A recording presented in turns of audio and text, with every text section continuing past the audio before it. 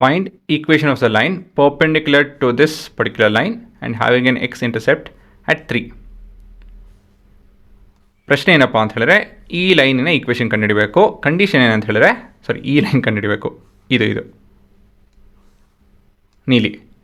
So ಈ ಲೈನಿನ equation ಕಂಡುಹಿಡಬೇಕು. Condition ಅಂತ ಹೇಳಿದ್ರೆ ಈ ಲೈನು ಇದನ್ನು L1 ಅಂತ ಕರ್ತ್ಕೊತೀನಿ ಇಸ್ ಪರ್ಪೆಂಡಿಕ್ಯುಲರ್ ಟು L2 ಮತ್ತು L1 3,0 ಈ point it's one of the points on the line ಅಂತ ಹೇಳಿ ಕೊಟ್ಟಿದ್ದಾರೆ.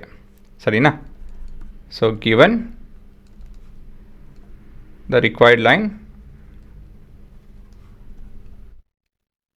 Is perpendicular to L2. ಅದಾಯಿತು ಅಂದಮೇಲೆ passing the point 3,1. Next working. So we have the slope of the second line. ಸರಿನಾ? ಹಾಂ, ಎಲ್ಲಿ ಹೋಗ್ತಾ ಇದ್ದೀನಿ ಇಲ್ಲಿ?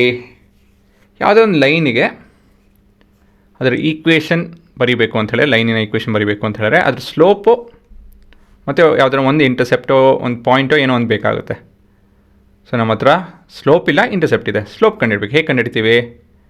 This two are perpendicular. ಯೋಚನೆ ಮಾಡಿ. ಹೌದು, if two lines are perpendicular we can make use of this relationship. ಸರಿನಾ? ಸೊ ಹಾಗಾಗಿ ನಾನು ಈ ಸೆಕೆಂಡ್ ಲೈನ್ನ ಸ್ಲೋಪ್ ಕಂಡುಹಿಡಿತಾ ಇದ್ದೀನಿ. ಅದು ಹೇಗೆ? So by rewriting the following in this manner 7 9 negative positive negative positive. ಹಾಂ, ಸೊ ಯಾವ ಫಾರ್ಮಲ್ಲಿ ಇದೆ ಇದು? ಹೌದು, ಆನ್ ಕಂಪೇರಿಂಗ್ ವಿತ್, ಗೊತ್ತಾಗಲಿಲ್ಲ ಅಂತ ಹೇಳ್ತೀನಿ ನೋಡಿ,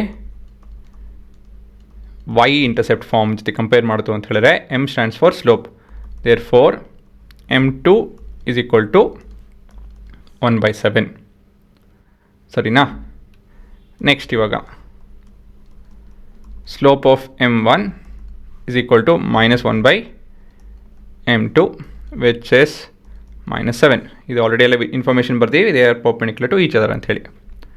ಸೊ ಈಗ ನಮ್ಗೆ ಸ್ಲೋಪ್ ಗೊತ್ತಿದೆ, y ಇಂಟರ್ಸೆಪ್ಟ್ ಗೊತ್ತಿದೆ, x ಇಂಟರ್ಸೆಪ್ಟ್ ಗೊತ್ತಿದೆ. ಹಾಗಾಗಿ y is equal to m times of x - x0 ಉಪಯೋಗಿಸ್ಕೊಂಡು ಮುಂದುವರಿಬೋದು ನಾವು. So y is equal to -7 times of x - x0 ಅಂತ ಹೇಳಿದ್ರೆ 3. So we have 7x plus 1y plus ಆಗುತ್ತೆ -21 is equal to 0. ಸೊ ಇದೇ ನಿಮ್ಮ ಈಕ್ವೇಷನ್. ಸರಿನಾ?